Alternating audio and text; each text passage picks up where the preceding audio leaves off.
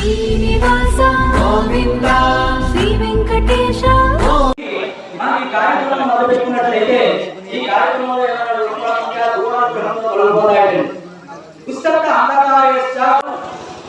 ఓ మహర్షులారా, ఇదే విషయాన్ని ఒకనొక సమయంలో నారద మహర్షి వారు శ్రీ మహావిష్ణువుని అడిగారు. ఆ యొక్క మహావిష్ణువు నారద మహర్షి వారికి చెప్పిన విషయాన్ని మీకు వివరంగా చెప్తాను, శ్రద్ధగా వినండిగా చెప్తున్నారట. ఒకనొక సమయంలో నారద మహర్షి పరులకు మేలు చేయడానికి సద్బుద్ధి గల వారే 14 లోకాలు సంచరిస్తూ భూలోకాలకు వెళ్ళారట.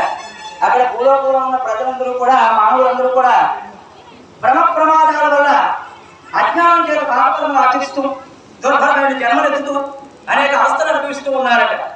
అది చూసి జారి కలిగి ఇప్పటికైనా ఈ కలియుగంలో ఉన్న మానవులను ఉద్ధరించకపోతే ఈ యొక్క కలియుగం నరకలోక ప్రాయంగా అయిపోతుందని భయాన్ని పొంది వీళ్ళ కష్టాలని తీర్చేదైనా ఇష్టాలను నెరవేర్చేదైనా అలాంటి నామస్మరణ చేసుకుంటూ వైకుంఠానికి వెళ్ళారట నారదమహర్షి వారు.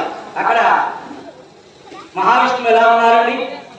తత్రనారాయణం దేవం శుక్రవర్ణం చతుర్భుజం శంఖచక్రగదాపద్మవనమాలావిభూషణం పుష్పాకం దేవదేవేశం స్తోత్రం సముచక్రమే. స్వామి దేహదాన్ని కలిగి శంఖ